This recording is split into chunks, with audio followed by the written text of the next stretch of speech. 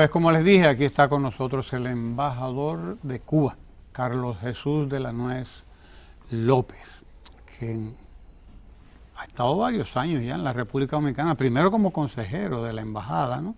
Consejero económico de la embajada, y ahora como embajador. Así que es casi un dominicano ya usted, ¿verdad, embajador? Así es, Así uno es. se siente, y siempre que tengo la oportunidad de reiterarlo, lo digo, uno se siente en este país como en Cuba, porque el número de elementos coincidentes en la cultura, en la historia, que caracterizan a nuestros pueblos, es tanto que uno no se siente solo cubano, No. se siente dominicano.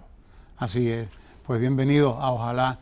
Y bueno, recibamos a Kenia, nuestra compañera del Café Indubán, que siempre está todos los días por aquí, para que nosotros arranquemos esta conversación, como dice la gente, como Dios manda. Muchísimas gracias. Preparado con un buen café Santo Domingo. Gracias, compañera Kenia. Y ahora sí, arranquemos con el embajador Carlos Jesús de la Nuez López. Hay una propaganda que usted conoce muy bien y que es una propaganda muy vieja, según la cual Cuba es un lugar donde no hay elecciones, donde hay unos gobernantes fijos, inamovibles, etcétera.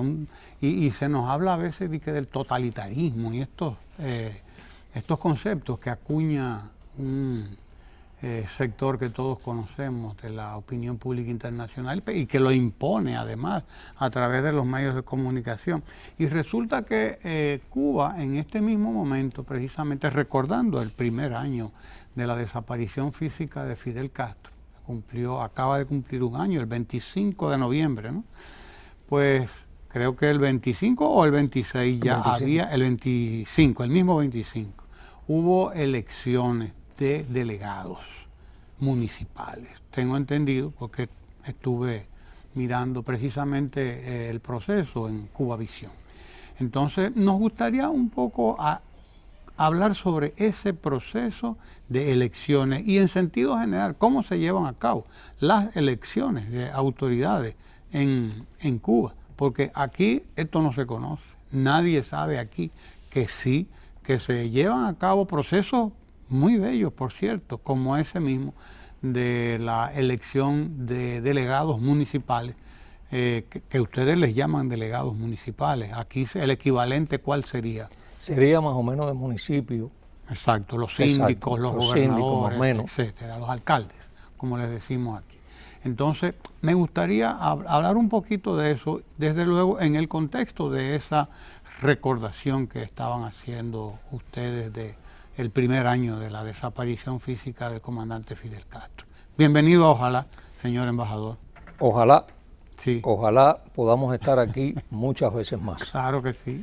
Bueno, agradezco la pregunta, sin duda siempre hay sobre este tema muchas dudas y yo diría producto del propio proceso de desinformación que sobre Cuba a lo largo de todo el periodo revolucionario ha habido.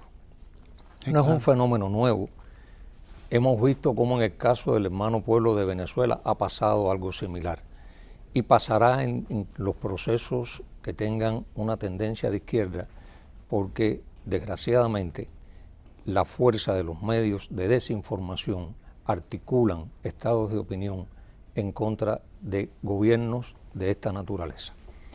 En el caso de Cuba, nosotros tenemos elecciones donde participaron casualmente en estas elecciones primarias. El pasado domingo. A nivel de circunscripción, participaron en sentido general alrededor de 7,2 millones de personas. Eso es alrededor del 89% de los electores.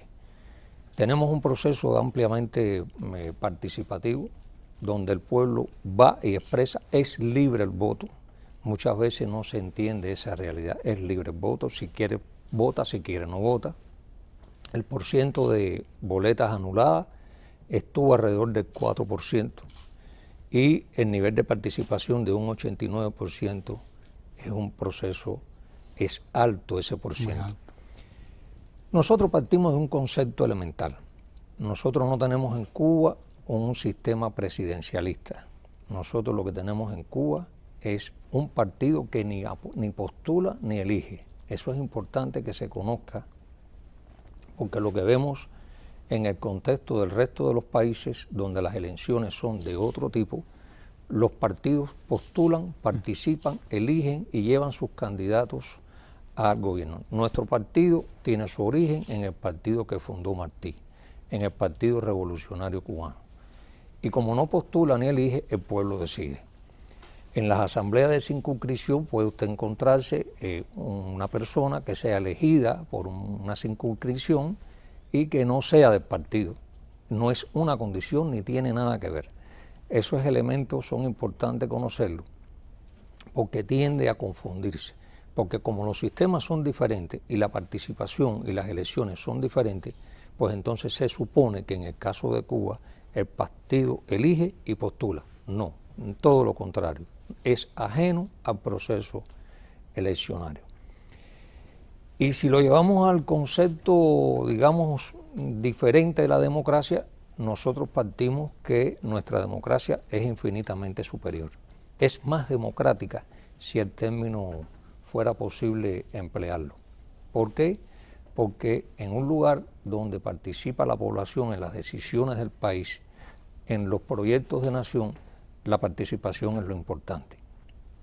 Por ejemplo, en el 6º Congreso del Partido, el proyecto de lineamientos del partido que en definitiva replantearon el concepto del nuevo modelo económico de Cuba, el 6º Congreso, se hicieron alrededor de 300.000 reuniones a todos los niveles, vecinos, obreros, campesinos, amas de casa, y todo el mundo dio una opinión. De hecho, de la plataforma inicial que se presentó por el partido, del proyecto inicial de lineamiento, eso se modificó, porque hubo lineamientos de tipo económico, de tipo social, de otro alcance, de otra naturaleza, que la población aprobó y se llevó a la Asamblea Nacional y se aprobó.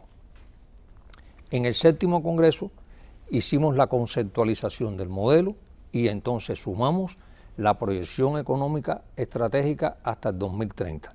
O sea que le añadimos la proyección del país, de la proyección de concepto de nación que nosotros pretendemos desarrollar, pretendemos alcanzar al 2030. Y la participación infinitamente superior. Decimos que es una democracia superior porque participa el pueblo en sentido general. Hoy le puedo decir que la mayoría de alrededor de 55-60% de nuestros técnicos y médicos son mujeres. En el Parlamento, alrededor del 49% del Parlamento cubano, de la Asamblea Nacional Cubana, son mujeres. Las mujeres tienen un peso extraordinario en la vida científica nacional, en la vida profesional. Y si eso lo trasladamos hacia otros continentes donde el concepto de democracia es más amplio, la pregunta que habría que hacerle a los que cuestionan nuestro proceso es en cuáles son aquellos donde la mujer tiene un nivel tan alto de participación, por solo poner un ejemplo, en el caso de la mujer. Y lo podemos llevar al caso de los niños, lo podemos llevar al caso de los hombres, en sentido general de los obreros. Y pongo otro ejemplo, a colación. El proyecto de Código Laboral fue discutido por casi la totalidad de los trabajadores a nivel de nación. El proyecto que rige el Código Laboral cubano. Y entonces, con esto pretendo resumirle que nuestro modelo, que para nada es perfecto, porque partimos de un concepto que lo perfecto no existe, partimos del concepto de revolución de Fidel, que dice que comienza diciendo que revolución es sentido del momento histórico, que es cambiar todo lo que deba ser cambiado, implica por supuesto que en el proceso de revolucionario, en el proceso de nación que construimos, tengamos que revisar lo que hacemos para hacer mejor lo que hemos hecho. Y bajo ese concepto avanzamos. Pero pensamos que no tenemos que copiar fórmulas, respetamos por supuesto las decisiones de otras naciones, de otros pueblos, respetamos todas las opiniones que existen, pero la nuestra es esa. Me llamó mucho la atención un hecho que para mí es interesantísimo, porque resulta que en nuestro sistema y en la mayoría de los sistemas electorales que conocemos en nuestra región, y más allá también, los candidatos se proponen ellos, aquí, o los proponen los partidos directamente. Allá, por lo que pude ver, ¿no?, en ese proceso electoral, es la gente la que propone, es el propio pueblo quien sugiere en las asambleas. Así. Tuve esa a nivel de barrio. Y comprendí también una canción de Silvio Rodríguez que yo no entendía, La Masa. ¿Qué cosa fuera la masa sin cantera? Exacto. Entonces aprendí lo que es la cantera para ustedes, porque para nosotros la cantera, en sentido general, es el concepto aquel de la cantera, el lugar de donde usted pica para sacar la materia prima de la que esté hablando, la mina. En este caso, la cantera es el espacio donde está el mineral que sea cobre, sea hierro, sea oro, esa es la cantera, ¿no?, de la que se está trabajando, de la que se está sacando el mineral. Y yo me preguntaba de qué cantera es que me está hablando Silvio. Digo, bueno, y la ubicaba en el contexto del trabajo en la mina, etcétera. Digo, bueno, me ubicaba, pero finalmente no. Llegué a la conclusión de que la cantera es un listado enorme que se va armando con las propuestas de la gente, que es un listado enorme, ¿no?, grande de propuestas. La gente propone al médico tal, al maestro tal, al obrero tal, a fulano. Propiamente en las asambleas, la misma gente va proponiendo, ¿no? Entonces, digo, ahora es que comprendo qué cosa fuera la masa sin cantera. Qué buen razonamiento. Sí. Y fíjese, es totalmente libre la disposición. Puede no estar de acuerdo y no es elegido. Es una condición. Y bajo ese concepto nos hemos desarrollado todos estos años. Pienso que son elecciones ejemplares para aquellos que han hecho pronóstico, han venido haciendo pronóstico a lo largo de 59 años, vamos a cumplir el próximo 1 de enero, de un modelo fallido, de un proceso equivocado, de una política que no es democrática, como bien usted ha dicho o ha dado a entender. Y para nosotros, lo que estamos demostrando día a día es que contamos con el apoyo del pueblo. Porque sería imposible pensar que un proceso que ha pasado por todas las adversidades que ha pasado el proceso cubano a consecuencia de razones exógenas, es decir, externas, impuestas por políticas obcecadas en contra de ese país para tratar de rendir por hambre ese proyecto, para tratar de ponerlo de rodillas, y que durante 59 años con el liderazgo de ese hombre histórico que ha sido Fidel, el liderazgo del presidente Raúl, el liderazgo de las generaciones de líderes que vienen a posteriori y que llegarán en su momento, si no cuentan con el apoyo del pueblo, no hay proceso posible. Y eso lo hemos visto a lo largo de toda la revolución, desde que triunfa la revolución e incluso antes. Cuando entra Fidel triunfante en la caravana en La Habana, desde el propio asalto al cuartel Moncada, desde la resistencia del pueblo de Santiago de Cuba y del país en general, cuando Fidel y los expedicionarios, los asaltantes al cuartel Moncada primero y los expedicionarios después que están en libertad, fueron presos y fueron llevados al juicio. Cuando él hizo aquel alegato histórico de la historia me absorberá. O sea, podríamos barrer la historia de atrás hacia adelante y revisarla de adelante hacia atrás y veríamos que en cada una de las páginas de ese libro de la historia cubana está el empuje del pueblo. Por tanto, sería imposible pensar que un país que tiene pocos recursos materiales, que lo que tiene es un gran capital humano y un corazón en el centro del pecho de su pueblo, hubiera sido posible llegar a un proyecto político de nación en contra de la voluntad de ese pueblo. Todo lo contrario. Lo que hemos hecho y lo que vamos a seguir haciendo en el futuro solo es posible bajo ese concepto de unidad, bajo ese concepto de nación. Y repito, por segunda vez, no es perfecto. No es perfecto. Nuestros análisis precisamente a nivel de partido, nuestros análisis hacia lo interno del país es para revisar permanentemente lo que hacemos. Tratar de evitar repetir errores, pero consciente que lo que construimos es más humano y superior. Pero es interesante, ¿no? El concepto o la idea de que la gente propone a los candidatos. Así es. Los candidatos no se proponen ellos. Así es. Y entonces es sobre la base de méritos. Así es. Y de reconocimiento local. Exacto. Porque si a nivel de circunscripción se propone a un candidato es porque es una persona reconocida por su seriedad, por su disposición, Claro. por su deseo de colaborar. Y eso es Su propia formación, por su propia los aportes formación, que por ha su hecho. prestigio.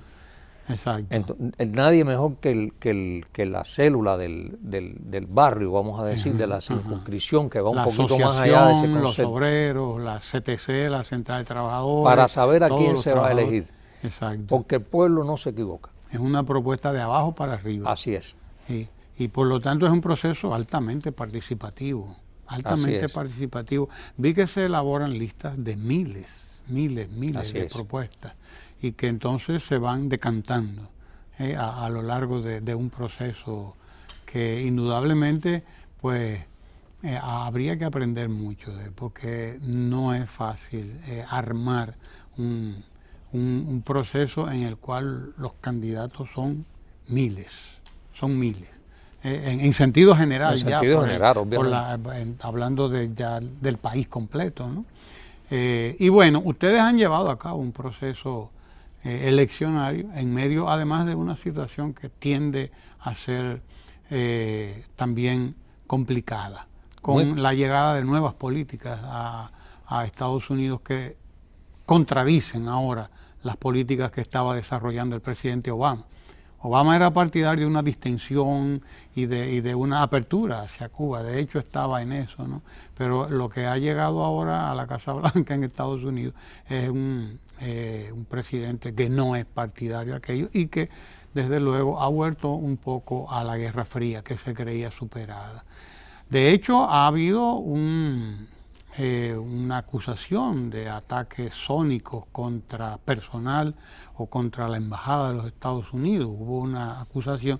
Ustedes han llevado a cabo una investigación importante sobre esto, ¿no? ¿Qué nos puede usted contar un poco sobre esto? Bueno, nosotros lo que hemos dicho lo mantenemos. No hay prueba ni evidencia de que eso sea real. Nosotros hemos manifestado, hemos reiterado nuestra disposición de colaborar con las autoridades norteamericanas. De hecho, ha habido algún nivel de intercambio con servicios específicos relacionados con ese tipo de actividad y no hay nada conclusivo. Sin embargo, yo diría que de una manera precipitada se decidió por el Departamento de los Estados Unidos pedir la retirada del personal norteamericano de Cuba, estadounidense de Cuba y viceversa en ambas direcciones, lo cual sin duda significa un retroceso en las relaciones bilaterales, porque podía continuarse colaborando, podía continuarse trabajando en búsqueda de aclarar, en la búsqueda de dejar claro qué es lo que ha pasado, que para nosotros no ha pasado nada, ni hay evidencia.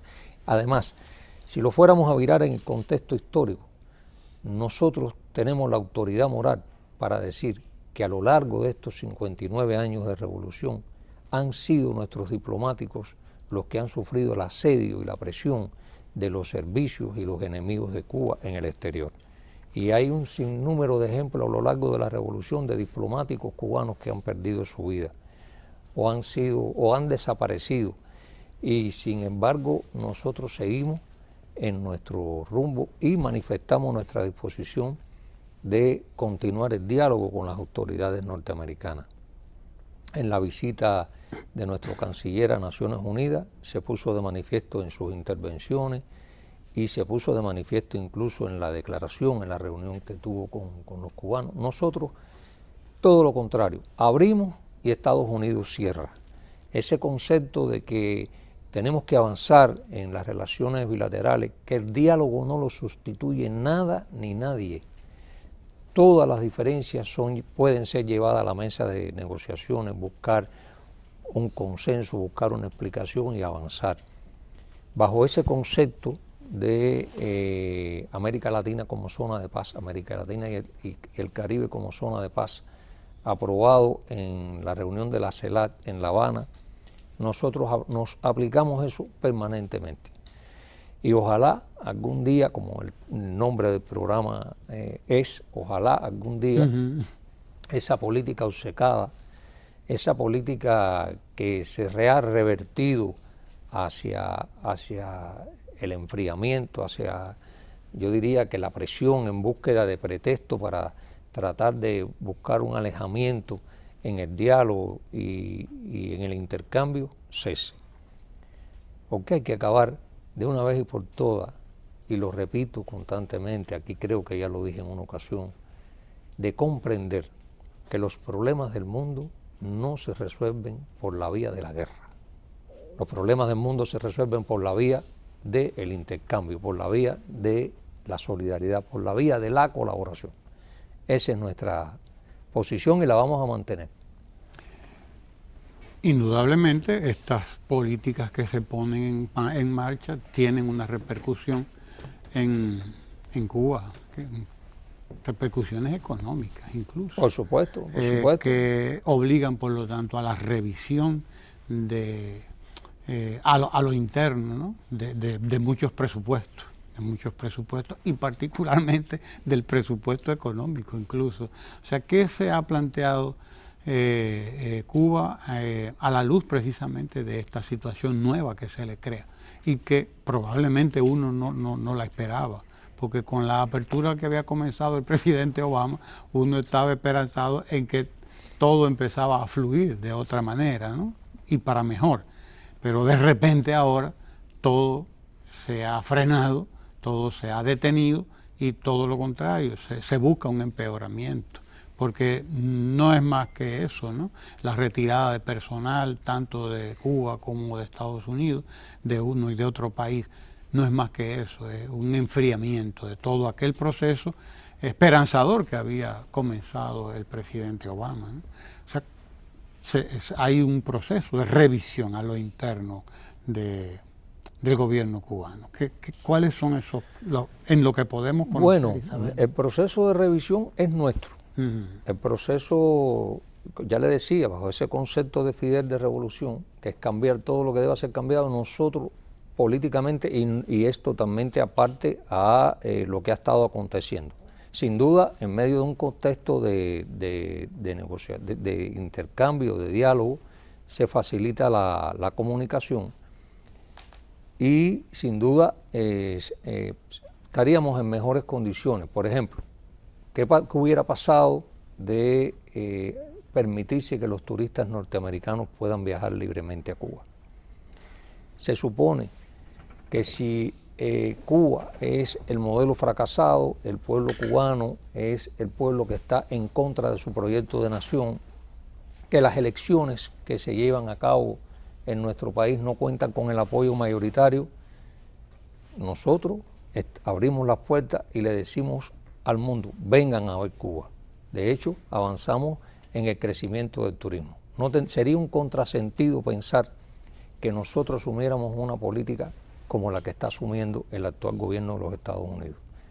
Nuestra política es todo lo contrario, es abrir al mercado norteamericano la posibilidad de que ese turista, en cuanto al turismo, en cuanto al comercio, que dicho sea de paso es una de las restricciones más recientes, el tema financiero, que siempre ha sido pobre, prácticamente nulo, por la presión histórica que sobre las instituciones financieras ha existido por parte de la OFAC y del gobierno de Estados Unidos, y las presiones que en la práctica se han ejercido a las navieras también. Por tanto, nosotros continuamos nuestro desarrollo, nosotros continuamos nuestro proceso, nosotros tenemos claro el camino que queremos y el camino que vamos a seguir. Obviamente, en condiciones de paz, en condiciones de diálogo, en condiciones de normalidad, ese desarrollo, ese camino sería menos cuesta arriba, vamos a decir. Pero nada que nos quite el sueño, nada que nos tumbe aquella idea inicial de Fidel y que hemos seguido durante todos estos años de que un mundo mejor es posible. Y bajo ese concepto seguimos. Tenemos una economía que prospera, que enfrentó el embate de un huracán que hizo muchísimo daño, Sí. que pasó por el norte, que disminuyó su velocidad de traslación, que por ser Cuba una isla estrecha barrió todo el ala sur del huracán de norte a sur de la isla y prácticamente de oriente a occidente, y hizo muchísimo daño en la agricultura, en la infraestructura de vivienda, pero ahí estamos trabajando, ahí seguimos trabajando. Ya tenemos de alta los hoteles que fueron afectados en la parte norte del país, en la Cayería Norte, donde hay un programa importante de desarrollo para el turismo, ya están funcionando y seguimos recibiendo turistas. Ya superamos la cifra de los 4 millones, el año pasado tuvimos alrededor de 4,2 millones de turistas y pensamos este año en diciembre cerrar, que es un mes de temporada alta, con más de esa cifra. O sea, a pesar de los pesares, a pesar de las inclemencias climatológicas con las cuales no podemos luchar directamente, Cuba va. Y digo directamente en el caso de las inclemencias porque por supuesto el cambio climático es algo que podemos mitigar y ese impacto negativo sobre el cual tienen un peso importante las naciones desarrolladas y que desconocen, en el caso particular del gobierno de los Estados Unidos, es sin duda algo que nos va a afectar a todos. Aprovecho para decir que el día 8 se celebra la cumbre Cuba-CARICOM en Antigua y Barbuda y es un ejemplo de lo mucho que podemos hacer los países del Caribe. Esas islas o nuestras islas que van a ser afectadas seriamente si se produce un cambio climático, es un eje importante, es un eje transversal de la colaboración y del intercambio entre Cuba y el CARICOM. Y debe ser, en mi modesta opinión, un cambio transversal de la política internacional que favorezca a las naciones insulares, que van a sufrir el embate del crecimiento del mar a consecuencia del calentamiento global. Y eso no se tiene en cuenta. Eso no se tiene en cuenta y no se tiene en cuenta desgraciadamente aún por aquellas naciones que son los mayores emisores de gases contaminantes a la atmósfera. Y pongo una cosa y pongo la otra porque todo está en el contexto del mundo en que vivimos. Por tanto, reitero a su pregunta, continuaremos nuestro modelo, continuaremos desarrollando nuestra economía, continuaremos cambiando aquello que deba ser cambiado sin renunciar a lo que hemos hecho y estamos dispuestos a mantener el diálogo con el gobierno de los Estados Unidos y con los gobiernos sucesivos. No es una política nueva además. El propio Fidel lo había dicho con anterioridad en su visita a Nueva York, en su primera visita a Nueva York después del triunfo de la Revolución. Y eso ha sido una constante de la política exterior cubana. Sin embargo, se ha intentado todo lo contrario por parte de los gobiernos sucesivos de los Estados Unidos, que tuvo un pase de avance, como usted dijo, insuficiente, no fue suficiente, pero en la dirección correcta por parte del gobierno del presidente Obama y que ahora retorna a posición anterior. Eso es a grosso modo. Por un lado está esa situación, ¿no? de esa regresión a esas políticas que creíamos que por fin iban a ser superadas, ¿no? Pero por otro lado hay un movimiento interesantísimo en todo el Caribe y en toda América Latina, con espacios que se han fortalecido en los últimos años. Hablamos de la cumbre CELAC, por ejemplo, Latinoamérica y Caribe. Hablamos de ese propio foro, ¿no? del CARICOM y del CARIFORUM. Y hablamos también del sistema interamericano de integración centroamericana, el SICA. El SICA, o sea, estamos que hablando por cierto, Ajá. Ustedes van a tener la presidencia pro tempore ahora a partir de enero. La hemos tenido ya, creo.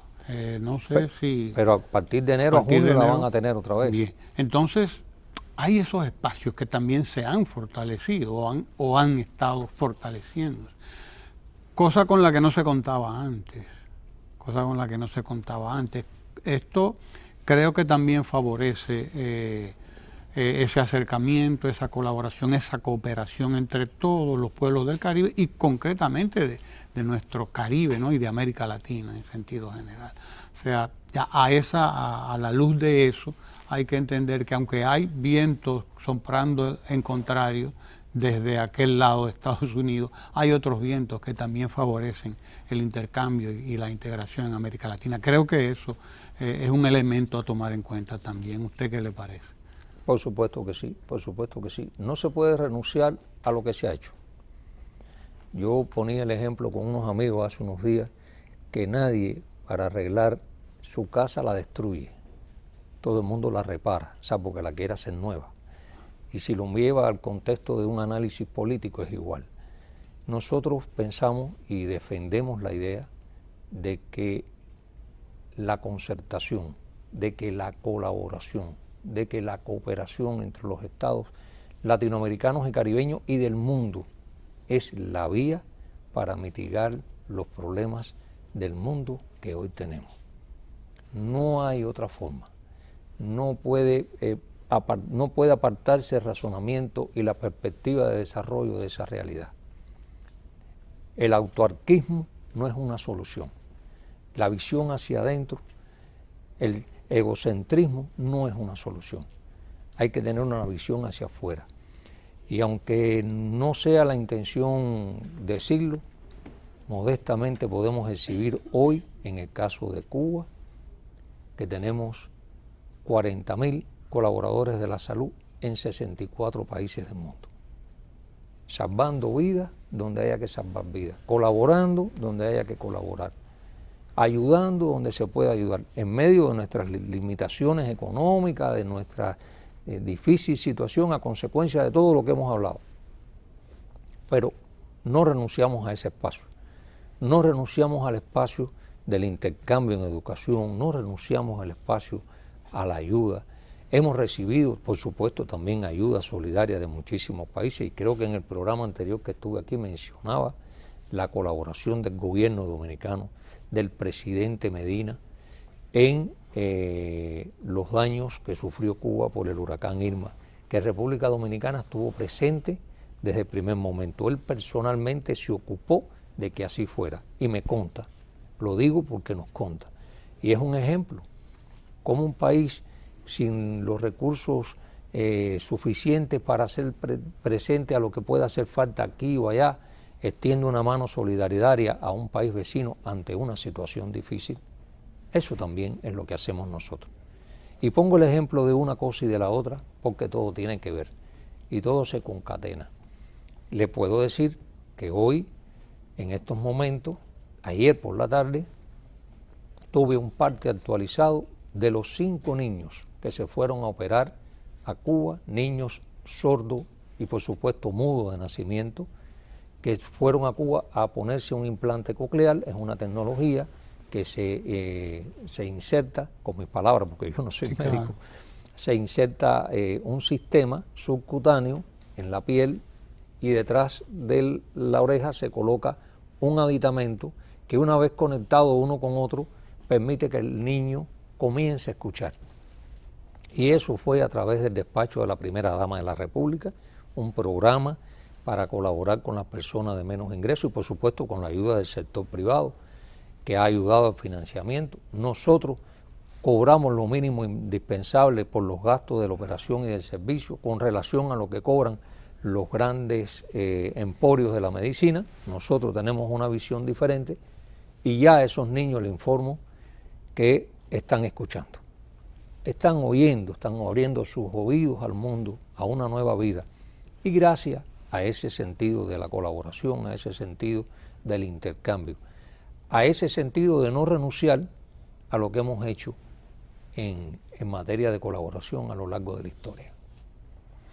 La Organización de las Naciones Unidas en una de sus últimas asambleas acaba de hacer una votación histórica de nuevo condenando el embargo y exigiendo que cese el embargo contra Cuba. Creo que solamente 2 países no... 2 países en contra. Casualmente ¿no? Estados Unidos e Israel. Israel, 2 países nada más. No sé si le sorprendió la votación. Quizás a usted. No. ¿Qué decir sobre esta... es una decisión interesante y es una ratificación. Así es, y creo que tiene importancia el que se esté ratificando porque deja muy claro que es una posición mundial, una posición que tiene en un cuerpo presente ahí en la Asamblea General de las Naciones Unidas. Creo que es importante de todas maneras, aunque es una reiteración.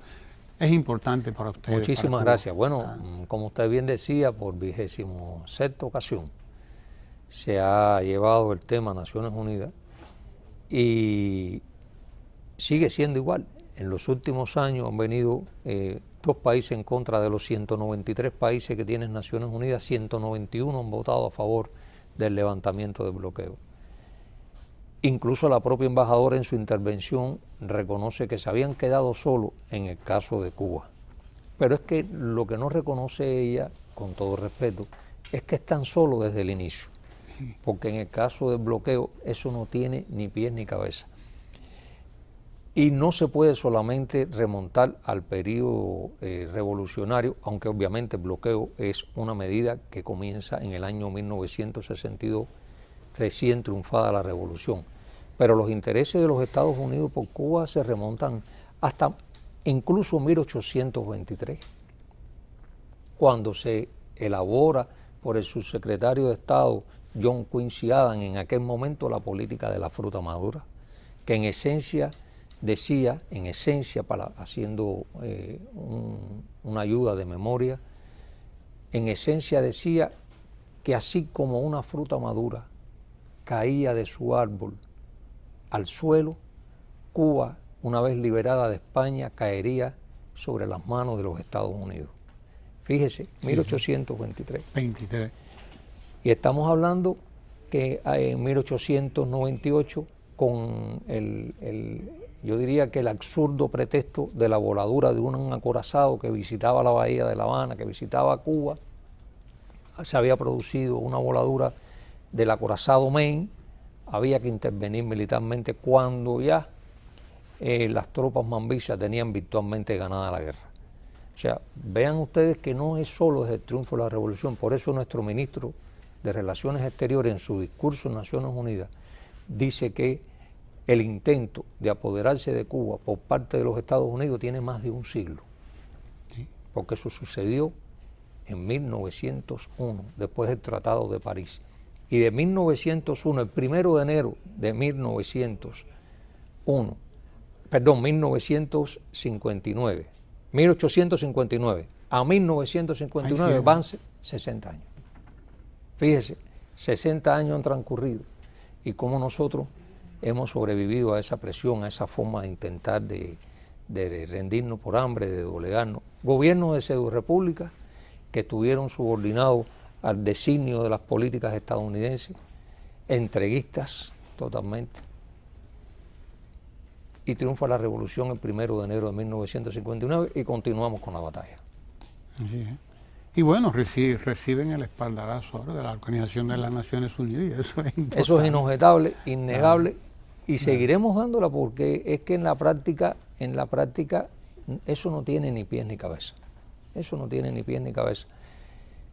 Y seguiremos, porque algún día alguien tendrá que necesariamente darse cuenta de que no es la solución y que a Cuba no se puede hacer rendir por hambre, bajo ningún concepto. Seguiremos luchando. Para alguna gente, Cuba es un país totalmente aislado, totalmente bloqueado, totalmente, para alguna gente, ¿no? Claro. Digo, desinformada. Sin embargo, lo que uno ve es otra cosa. Es decir, Cuba recibe millones de turistas cada año. Y sería bueno que usted nos hable un poquito del desarrollo precisamente de ese mercado importante, ese sector de la economía que es el turismo en este caso, ¿no? Que para los pueblos latinoamericanos tiene, y concretamente para la región caribeña, tiene ahora mismo una importancia capital en términos de intercambios, en términos de relaciones, en términos, en fin, en sentido general. Cuba creo que está en el tercero o cuarto de los países del Caribe que más turistas reciben, según tengo entendido. No sé, usted me corregirá en esto. Sí, efectivamente, el turismo es la locomotora de la economía cubana. Hay que decir que después que cae el campo socialista, donde nosotros recibíamos, por supuesto, la ayuda que no recibíamos de ninguna parte, la colaboración, desapareció el CAME, aquellas tecnologías de la industria de Europa del Este, que si bien no eran tecnologías del primer mundo ni de punta, eran tecnologías que contribuían, facilitaban, ayudaban al desarrollo de la Cuba bloqueada de siempre. y nos permitió avanzar hasta la desaparición del campo socialista. Fidel, con esa visión, tenía claro que el turismo era sin duda una posibilidad real y empezamos a desarrollar la industria del turismo. Comparado con República Dominicana, comenzamos tarde, esa es la verdad. Ustedes ya habían venido dando pasos en materia de turismo desde mucho antes. Por eso es que recurrimos tanto a la experiencia de ustedes para aprender de ese caudal de conocimiento, de esa experiencia, valga la redundancia, que ustedes tienen en el turismo, todo lo que podemos aprender. Y a partir de que comenzó la política desarrollando el turismo, y no solo la política del turismo, se hizo la primera ley de la inversión extranjera, que ya vamos por una segunda ley, una ley que además facilita la inversión en el sector del turismo como una prioridad, pero facilita la inversión en casi todos los sectores, no es absoluto, casi todos los sectores de la economía cubana. Hemos venido también desarrollando el turismo. Yo le puedo decir, por ejemplo, que en el caso de Varadero, superan los 40 hoteles que tenemos en Varadero, solamente es un polo turístico el más conocido, no es el único, por supuesto, es el más conocido internacionalmente, pero en toda la cañería norte, como le decía, por donde pasó el huracán Irma, en el sur del país, hacia el sur también, en diferentes cayos y en diferentes playas del oriente y el occidente del país también desarrollamos el turismo. Nosotros pensamos que este año, incluso a pesar de la arremetida que tuvo contra nosotros el huracán Irma, podamos crecer algo más de 4,2 y algo. No podemos ser pretenciosos tomando en consideración el impacto que tuvo sobre la producción agrícola, donde se afectaron alrededor de 85.000 hectáreas de productos. Y usted sabe que si usted incrementa el turismo, usted incrementa a la vez la demanda de bienes y servicios de consumo para ese sector que visita el país. Y eso, por supuesto, nos ha llevado a incrementar las importaciones de aquellos productos que son demandados por el turismo, sin contar la canasta básica y el consumo social, que eso no se toca, eso está garantizado, eso está ahí. Me refiero al crecimiento de la demanda por otras razones, como es el caso del turismo. Y eso nos ha llevado a incrementar las importaciones. Pero por supuesto nos ha llevado a incrementar las importaciones para cubrir esa demanda en condiciones difíciles de financiamiento para la economía cubana. Y así vamos a crecer. Pensamos crecer los 4,2, 4,3. Trabajamos en un proyecto para la modernización de nuestros aeropuertos, aquellos como el de La Habana. Se trabaja también en la flota cubana aérea. En fin, seguimos apostando a ese canal. Recientemente hubo un encuentro de empresas que tienen cruceros que viajan a Cuba procedentes de los Estados Unidos y expresaron su satisfacción con el mercado cubano. No pretendemos competir con nadie, pretendemos integrarnos a todos y el turismo sin duda es ese espacio que ha venido cobrando poco a poco ese camino de la economía cubana. No es lo único, es uno de los fundamentales, porque en el concepto de la exportación de servicios también está el tema de los médicos nuestros que prestan servicio en el exterior y los pacientes que van a atenderse clínicamente en Cuba, por solo poner dos ejemplos. Recientemente el presidente Danilo Medina estuvo en Jamaica, participó en una conferencia en la que expresó que el turismo precisamente es uno de los elementos importantes de ese contacto entre todo el archipiélago caribeño, digámoslo así en nuestras palabras, ¿no? Y hablaba de la modalidad del turismo de crucero, precisamente, el turismo multidestino. ¿A usted qué le parece? Porque además usted es economista, usted sabe de economía. Ese turismo multidestino, ese turismo abre espacios importantes también de desarrollo y de contacto entre las diferentes islas del Caribe que podrían beneficiarse de un turismo de este tipo, ¿no? Turismo de crucero. no tengo claro qué cantidad de cruceros llegan a Cuba, si no ha sido afectado ese comercio precisamente por estas últimas disposiciones del gobierno de Estados Unidos. Pero en opinión de usted, este turismo multidestino es realmente podría ser un punto también de contacto entre todas nuestras economías y de desarrollo de todo el Caribe en sentido general. Sin duda es un eslabón más. Todo hay que verlo en un contexto integral, no particular. No es lo único, pero es un elemento más. Y yo pienso que es mucha verdad que pudiera facilitar el intercambio y el crecimiento del conocimiento de nuestras naciones, de nuestras culturas comunes en el Caribe. Permitiría desarrollar y darle un espacio más a ese pasajero que no puede viajar y costearse un hotel, o que no tiene tiempo, o que sencillamente va de pasada y quiere conocer, digamos, Santo Domingo, o quiere conocer La Romana, o quiere conocer La Habana, o quiere conocer Santiago de Cuba, o quiere conocer un puerto del Caribe. En fin, es un espacio más. No se debe renunciar a nada. En materia de crecimiento no se debe renunciar a nada, aunque aporte poco. Y si aporta algo poco hoy, a lo mejor aporta más mañana. Y yo pienso que ese es el concepto del turismo de crucero.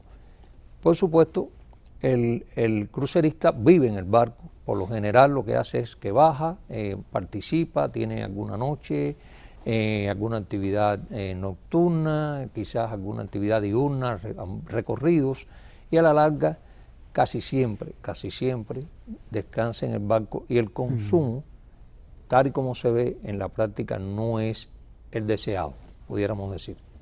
Pero para nada habría que renunciar a eso. Tiene un costo, como todo, tiene un costo, porque ese turismo, por supuesto, puede contaminar la ciudad, puede generar desechos sólidos y demás, pero eso nos corresponde a los receptores del turismo, a los países receptores, organizarnos. Y al propio mar también. Y al propio mar. Nos corresponde a nosotros organizarnos para ser capaces de que los daños o el impacto negativo que el turismo de cruceros pueda tener sobre la ecología de un país no quede sin efecto. Por tanto, renunciar, cerrar la ventana, no darle espacio a una oportunidad, en mi modesta opinión, es un error. Y parto del concepto del multidestino. Tenemos que avanzar en la integración, en el conocimiento, en la cultura, en la educación, en la experiencia del turismo. Siempre hay algo que tiene uno que le falta a otro y viceversa. Y la compensación de ambos y de todo es lo que propicia el desarrollo. Y eso es, yo pienso que en definitiva, lo que aspiramos todos. Así es. Recupero mi reflexión del principio. Estaba leyendo en estos días a un pensador, Etienne Balibar se llama, que decía que analizaba el concepto de democracia y decía que la democracia no es algo fijo, no es algo estático, no es algo que está concebido más o menos preconcebido o que tiene una definición, sino que es un estado dinámico, de cambio dentro de las sociedades, y que habrá tantas democracias probablemente como sociedades podrá haber, cada una con sus particularidades. De manera que la reflexión me vino muy a cuento a propósito de que precisamente veía al pueblo cubano participando, proponiendo a este, proponiendo al otro, proponiendo a todos sus candidatos para las elecciones que ustedes acaban de realizar, de delegados municipales. Y ganó mucho de significado esta definición que recuerdo mal, pero que recuerdo así, de este señor que decía esto: la democracia no es algo fijo, no es algo estatuido, no es algo, es algo que se construye todos los días, decía él. Dice, y habrá más o menos democracia, dependiendo de qué participación tenga precisamente la gente, de qué participación tenga el pueblo en la construcción de la democracia. O sea, habrá más o habrá menos. Entonces, a veces uno tiene la idea de que la participación es echar una boleta en una cosa, pero realmente la participación es algo todavía mucho más profundo y mucho más serio, y que todas las democracias tienen que obligatoriamente, tendrán que aprender un poco de eso que nosotros hemos visto que están ya haciendo ustedes hace un buen tiempo con esas propuestas que van desde abajo y que son las que ayudan a formar la cantera de líderes y de verdaderos candidatos sobre la base del mérito, O sea, creo que hay también mucho que aprender ahí. Cerramos con eso, ¿qué le parece? Cerramos como usted diga. Yo insisto, ese proceso nuestro es nuestro proceso. Partimos y respetamos, por supuesto, todas las opiniones, como exigimos en cambio que respeten la nuestra, pero somos de la opinión de que el pluripartidismo no es sinónimo de democracia. En muchos países del mundo hemos visto que se presentan leyes a los senados, se presentan leyes al Congreso de un partido o de otro, que en la práctica se modifican y finalmente se aprueban muchas veces y no responden a los intereses del pueblo, o responden a una parte de los intereses del pueblo, o responden a los intereses de una parte. De cualquier forma, para nosotros no es así. Para nosotros lo que se aprueba se discute con la población y las leyes se bajan a la población y la gente emite su criterio. No quiere decir que sea en los términos de todo lo que hacemos. Pero por ejemplo la ley de inversiones, y vuelvo a las inversiones, se dio con la población para que la gente conociera qué es lo que queremos, porque si no, no podemos construir un proyecto de nación socialista. ¿Cómo puede concebirse un proyecto inclusivo cuando en la práctica sea excluyente? Es todo lo contrario, es a contrapelo de ese diseño y nosotros defendemos eso. De hecho, esa ley de inversiones, que usted podrá decir qué puede saber un obrero, qué conocimiento, qué podría aportar, incluso ya aprobada la ley, un obrero sobre un tema de un proceso inversionista de alta prioridad para el país, digamos en materia de turismo, cuando ese hombre a lo mejor es un simple soldador o es un simple pintor, o es un artista o es un intelectual y no domina el tema. Pues mire que sí, la gente aporta, la gente conoce, la gente sugiere, la gente participa y ese es nuestro proyecto. Y si tiráramos arriba de la mesa un ejemplo y otro, respetando las opiniones, habría que ver dónde hay más democracia.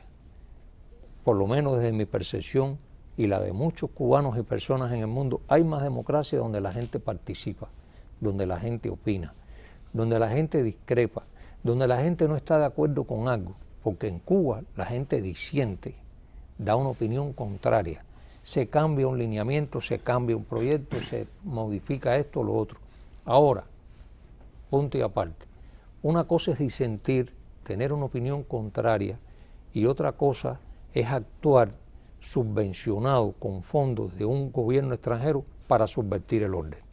Eso no lo vamos a permitir, porque tampoco es democracia. Es la injerencia de un Estado extranjero sobre otro. Y ahí eso lo vemos como un tema de agresión. Pero en Cuba usted puede disentir, puede tener su opinión contraria, puede dar su opinión, que no necesariamente coincide ni con la del vecino, ni incluso con la propuesta oficial. ¿Eso es acaso? ¿No es más democracia? Sin duda que lo es. Sin duda que lo es. Y si alguien tuviera alguna opinión contraria, pues sencillamente lo plantea y punto. O no asiste, puede no asistir. Ese es el modelo que construimos, ese es el proyecto de nación. Y repito, haremos altos en el camino cuantas veces sea necesario para mejorar lo que estamos haciendo. Lo que sí no le quepa duda a nadie es que vamos a renunciar a nada de lo que hemos hecho. Gracias. Carlos Jesús de la Nuez López, embajador de Cuba aquí en la República Dominicana y bueno, quien ha estado compartiendo con nosotros una entrevista muy interesante, ¿verdad que sí? Gracias mí, por estar gracias aquí en Ojalá. A ustedes, gracias a este programa Ojalá, y como dice su nombre, ojalá pueda regresar pronto otra vez para hablar de muchos temas que tenemos en común los latinoamericanos, y gracias por supuesto al pueblo dominicano, a ese pueblo que tanto ama Cuba, que tanto amó a Fidel y ama a Fidel, lo hemos podido ver en la práctica. Y gracias por supuesto al colectivo que tan gentilmente nos ha recibido. Gracias a ustedes. Y gracias a ustedes, los que han estado compartiendo con nosotros esta mañana aquí este espacio. Son los que nos legitiman, son los que hacen que esto sea posible. Sí, señor. Sobre todo. Muchas gracias. Así que quédese ahí porque tenemos mucho más contenido aquí ojalá en el canal 4RD. No se mueva de ahí. Gracias, señor. Gracias a ustedes. Gracias a usted.